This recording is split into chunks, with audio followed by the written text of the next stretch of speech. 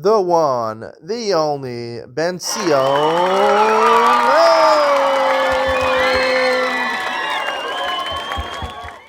Good afternoon and welcome to Yeshiva YouTube, Iyun Benzion. Today we're doing Benzion Gittin Daf Samichet, number 65.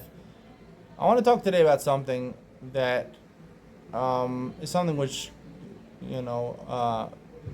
what's the right word? It's something which I feel deeply,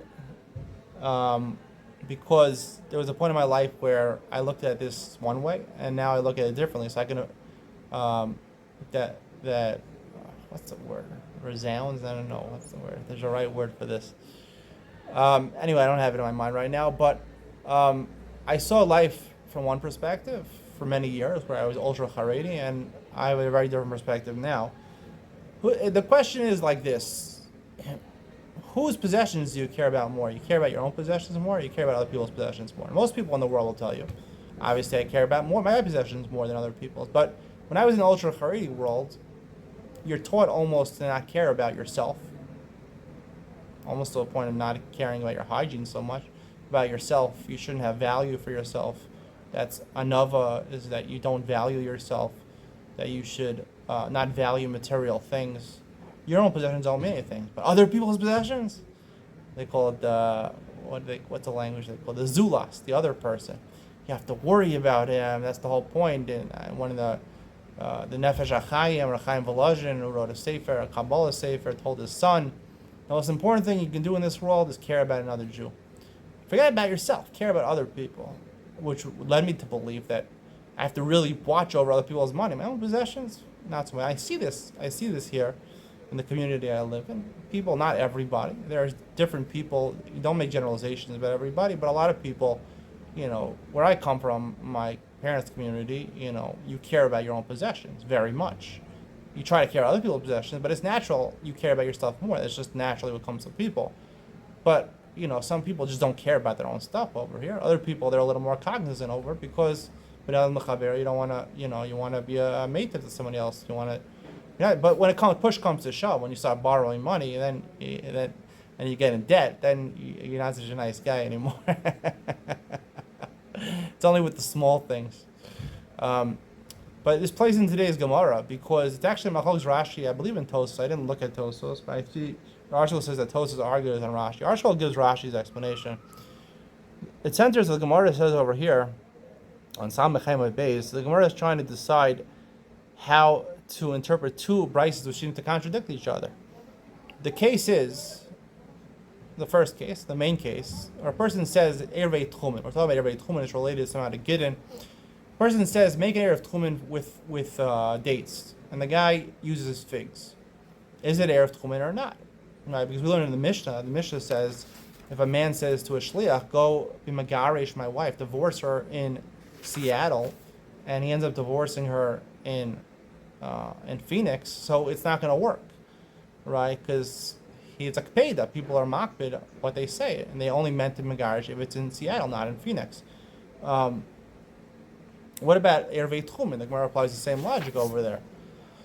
So the Gemara says that first the Gemara tries to say Rabbah says that it's Machlokes Rabbanan and Rabbi Eliezer. Rabbanan say people are makbid. Rabbi Eliezer says people are not so makbid. Now the answer of Rabbah is not such a good answer, because even Rabbi Eliezer admits that the shliach laholach, when the man makes a shliach, he is makbid. And here by Ervei Tchumen, you're makbid. It's your own Ervei Tchumen, so you are makbid about it. So that's why Rabbah, I don't think, is the correct answer, even though it seems to be that the post can possibly like that. But I have to look that up in further detail. But the Gemara gives a different answer. Rav Yosef says, which seems to be the final answer to the Gemara, Rav Yosef says, no, one brisa is talking about where the figs and the dates belong to him, and one is where the figs and dates belong to his friend, someone else.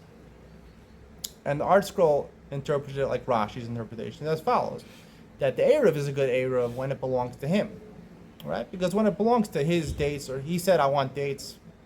Okay, I want dates. Figs, I don't care about my stuff so much. Dates, figs, all the same, they all taste the same, right? So basically, when he told him to make an Erev with the dates, figs is okay also. When it comes to Chavero, his friend's money, you have to be careful. Watch out for your friend's money. He only wanted the tamarim. He didn't want the grobros. He didn't want the fig. He only wanted the dates. He didn't want the figs. So there, he's makbid. I'm more makbid about my friend's money. Now, presumably we're talking about a case where it's not gzela, where he only gave permission to use one and not to use the other. Presumably we're talking about a case where he gave permission to use his stuff. But he told you to use the figs and not the dates. And you use the dates and not the figs. Your friend is makbid. I'm makbid at my friend's beda, which is counterintuitive, which doesn't make sense to me. And therefore, I don't think Rashi's explanation is the right explanation. I believe Tosos argues on Rashi. I don't know what is Maskan if he says like I say. And the other way is learning the Gemara is Kam b'shelo, kam b'shel chavero. When it comes to your own stuff, when your own possessions, you care a lot. People care, should value their own possessions. If you're a real person and a real man, you value your own stuff, and that makes you a valuable person. It makes you a valuable person to men and to women. If you the more a person values himself, the more he'll be valued by other people. It's just a phenomenon in life. If you don't value yourself, and the most easy way it comes across is basically your grooming and your dress. The way you groom yourself and the way you dress yourself is basically comes across.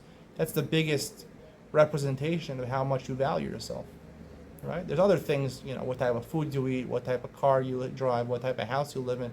But those things are more peripheral. They're not. But grooming, hygiene, grooming yourself, taking care of your body, and what you wear pretty much tell you all you need to know about how much a person values himself.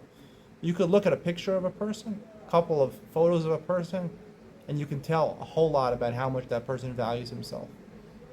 A whole lot. And it means the world.